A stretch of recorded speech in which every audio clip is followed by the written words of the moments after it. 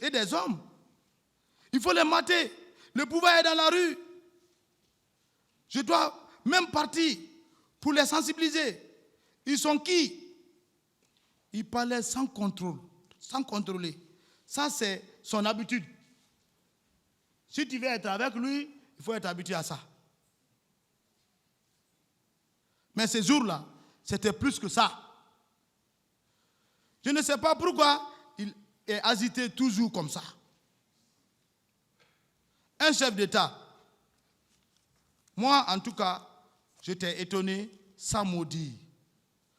Lorsqu'il a dit ces mots, le commandant Toumba a donné des instructions fermes de ne pas permettre au président de sortir. Même la garde du salon, au commandant du salon.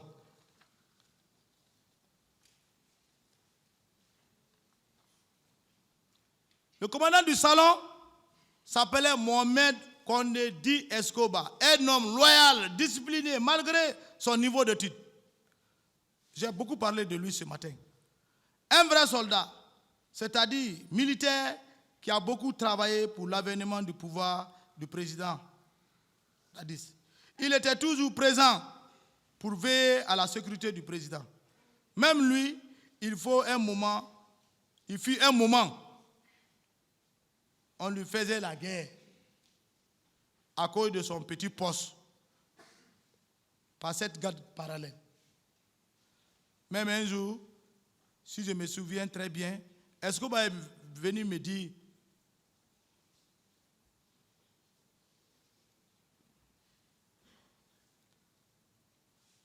qu'on veut l'enlever au salon comme commandant du salon du président? C'est moi, Marcel, qui est venu dire la vérité au président Dadis. Si tu fais cela, ce n'est pas du tout bon. Tu as commencé à nous trahir. Je l'ai dit la vérité.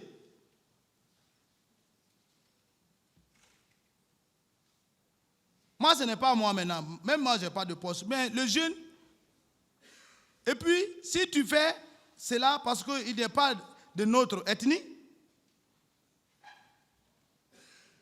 tu nous as écartés, mais tu as choisi un chemin brisé. Et n'oublie pas qu'on a fait un pacte. Et on a juré. Si tu nous trahis, tout tombera sur toi. Je l'ai dit ça. Il est là. Il faut être fier. Ce jour-là, monsieur le président du tribunal, j'étais fâché. Il m'a appelé. Je lui ai dit, vous savez que mon père est malade et paralysé. Laisse-moi rendre visite pour son traitement. Le président me dit, ok, j'ai compris. Salut ton père pour moi. Il connaît mon père. Le président a dit, il connaît mon père. Il a vu mon père. Lorsqu'on est parti à Massanta, quand je dis on a voyagé. À notre retour, on est parti trouver mon père paralysé, couché, avant le décès du général Lansana Conté. Dès qu'il est rentré, mon père s'est levé, il s'est assis. Mon père dit, après le général Lansana Conté, tu seras président. Il a regardé comme ça. Il dit, mais je te confie mon fils. Voilà un fils qu'on t'a confié et que tu l'as abandonné. On était en route ce jour, de Massanta, Conakry. Il a évoqué le colonel Pivi est témoin de ça. S'il veut, il n'a qu'à dire oui. S'il veut, non. Mais il connaît consciencieusement. Il dit, ton père est un raton? Il dit, moi, mon père a fait la Havane. Il a fait la gendarmerie. C'est les premiers gendarmes du président Sékou Touré. Ils sont allés faire les cours de la gendarmerie. Mais il est à la retraite. Voilà, il est paralysé. Mais ce n'est pas moi qui l'ai expliqué. On est venus ensemble, on est rentrés ensemble. Et il a dit la prophétie de ce que vous avez entendu. Donc, et on a quitté sur ça. Donc, déjà, Dieu a accompli. Entre parenthèses. Bref, ça c'est un entre parenthèses. Lorsque le commandant Toumba a donné l'ordre au commandant du salon que personne ne sort, et même le président lui-même, il est sorti, reparti vers son bureau. Et moi, avec l'attitude du président, j'étais si stupéfait. Il ne m'a même pas vu. Tellement qu'il a hésité. J'étais arrêté seulement au coin. Je le regarde. J'ai dit, ah, c'est l'homme-là qu'on a choisi pour être président. J'étais déçu. J'ai dit au commandant du salon que moi, je rentre chez moi, au domicile, qui est toujours au camp. Je ne sais pas si Escobar même a pris prendre attention sur ma parole. Parce que lui-même était surpris de l'attitude du président. Et moi, Marcel, j'ai rejoint mon domicile familial à la cité Panival, qui est une cité située au Cas Alfaya, où logent que des officiers. Monsieur le président du tribunal et les assesseurs, monsieur le procureur et substitut, étant chez moi à la cité Panival, située au sein du Cas Alpha Diallo, j'ai pris place à la véranda qui fait face à la grande route qui traverse le camp.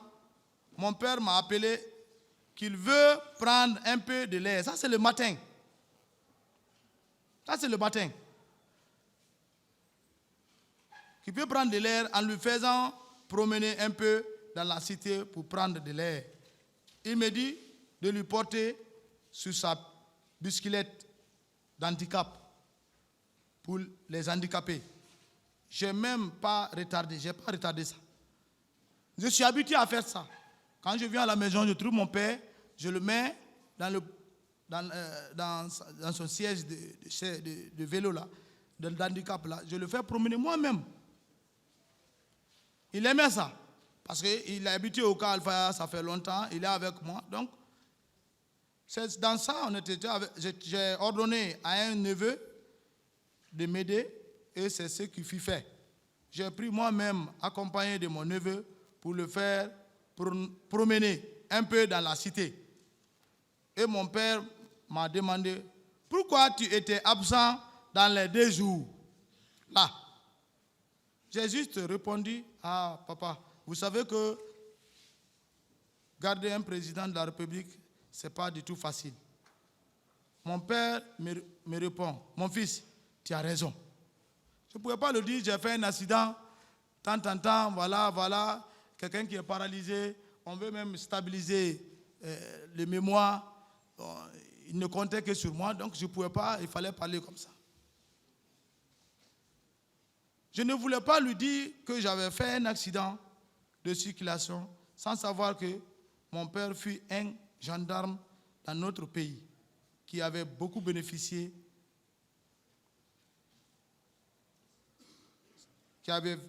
sa retraite depuis 1994. Il s'appelait adjudant-chef Bernard Guilavogui. Il fut retraité grade adjudant-chef. C'est dans cette promenade, juste sur la route, sur la petite colline, une bretelle qui quitte la grande route et qui vire vers la cité Panival. Au moment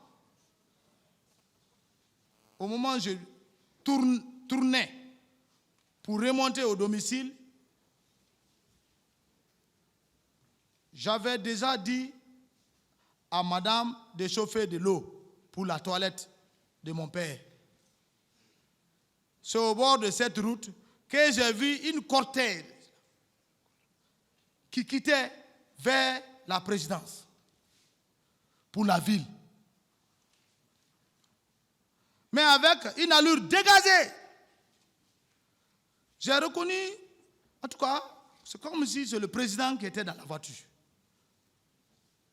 Parce que les gens qui étaient là, j'ai entendu Dadis.